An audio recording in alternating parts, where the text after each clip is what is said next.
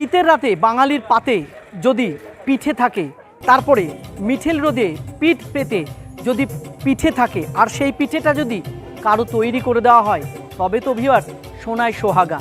আমি আজকের এই ব্লগ ভিডিওতে আপনাদেরকে সেরকমই একটা ঠিকানা দিতে চলেছি, যেখানে পিঠের পরশা নিয়ে বসেছে একাধিক দোকান। আচ্ছা, কি আছে মেলা মাঠ প্রাঙ্গণে, আমরা আস্তে আস্তে দেখতে থাকি কি কি পিঠের দোকান আছে, কি কি পিঠের নাম, কীভাবে বানাচ্ছে তারা, দেখতে থাকি। চলুন।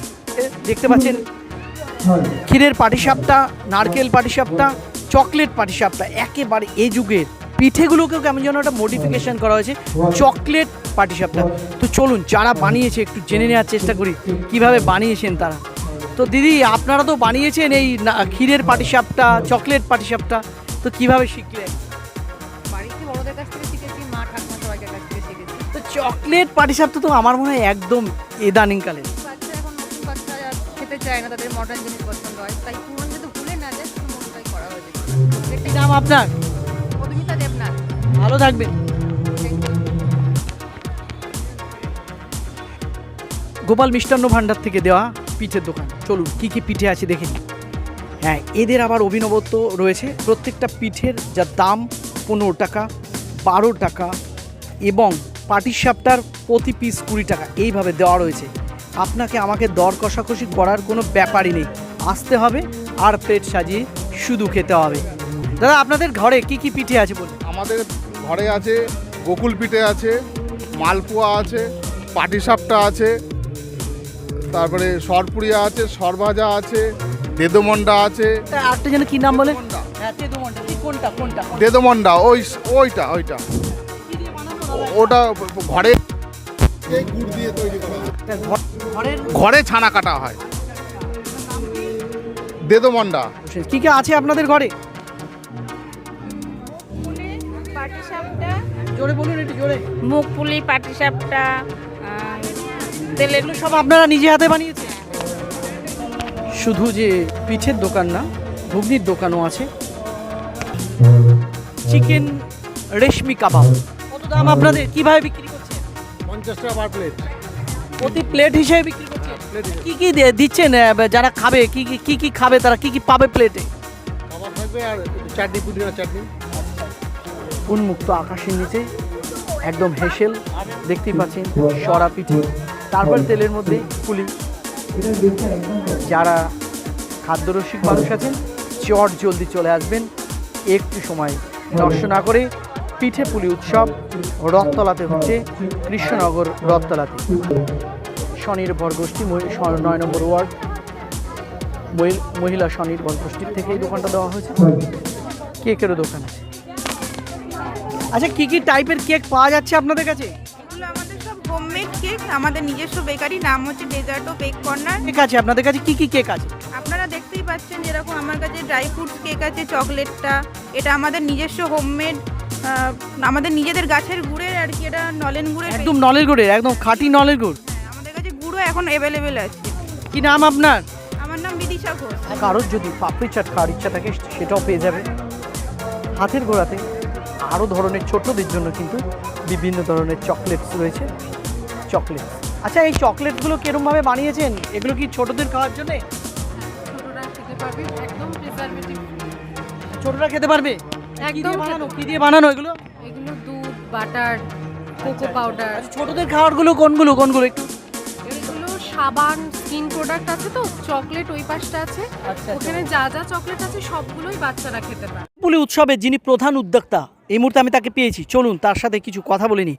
এই যে দাদা, পিঠে পুলি উৎসবের আয়োজন করেছেন, ঠিক কোন জায়গা থেকে আপনার মাথাতে এটা আসলো? এটা প্রথম এসছে আমাদের 2021 সালে, যখন আমাদের চিন্তাভাবনা এলো। হঠাৎ করে একদিন বসেছিলাম আমাদের তো অফিস ঘরে সবাই মিলে একসাথে বসি।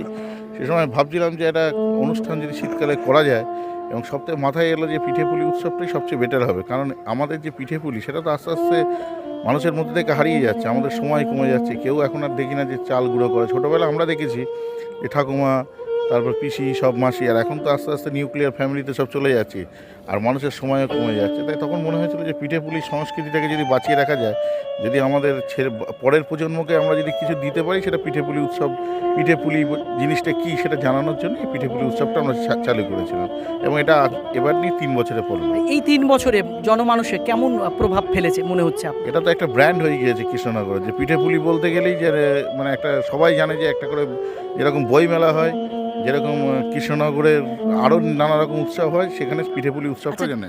আচ্ছা, এই যে পিঠেপুলি উৎসবে যেটা আয়োজন চলছে, আগামী কতদিন ধরে চলবে? এটা আগামী 1 তারিখ পর্যন্ত চলবে। আগামী 1 তারিখ। আচ্ছা, কি পিঠে আছে এই স্টোরেজে, মানে এই মেলার আঙিনাতে? অনেক রকম আছে, নানা রকম। দু একটা নাম। পুলি, দুধ পুলি আছে, তারপর ভাজা পুলি আছে। আচ্ছা, আপনার কোনটা ফেভারিট? আমার সবই ফেভারিট, যে কোনো একটা পেলেই হলো। পাটিসাপটা ভালো লাগে। এই যে ঢেকি পেছনে, তারপরে ধানের গোলা, অবভিয়াসলি আমরা এতটা বড় হয়েছি, কিন্তু কিভাবে ধানের গোলা থেকে ধান বের করে এগুলো আমাদের ঠিক জানা নেই। তো এই যে ডেকোরেশনটা, এই যে আইডিয়াটা ঠিক কার মাথা থেকে এসছে? আপনার নিজের নাকি কোঅপারেটর কেউ আছে? না, এগুলো আমাদের নিজেদের মাথা থেকে এসছে। কারণ এই বিষয়টা হচ্ছে, আমরা তো সবসময় একটা চিন্তা করি যে এরা কোথায় হয়, পিঠে পুলি, নবান্ন, এগুলো তো সাধারণত গ্রামের দিকেই হয় বেশি।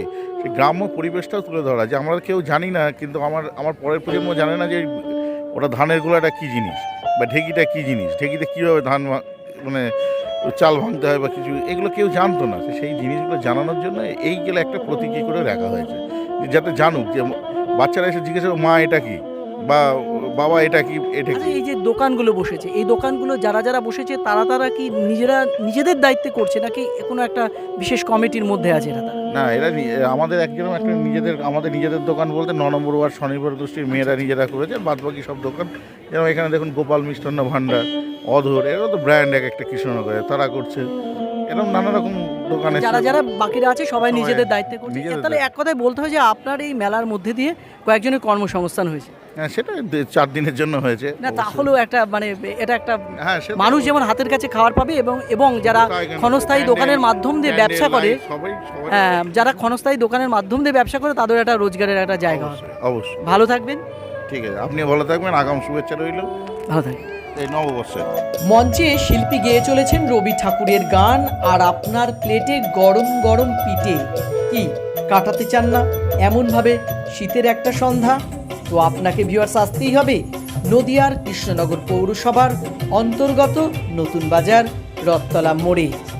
মেলা ঘুরে, পিঠে খেয়ে, গান শুনে, কেনাকাটা করে তৃপ্ত আত্মায় যখন ঘরের দিকে ফেরার জন্য পা বাড়ায়, ঠিক তখনই মাথায় আসে এই মেলার আয়োজন কী কারণে।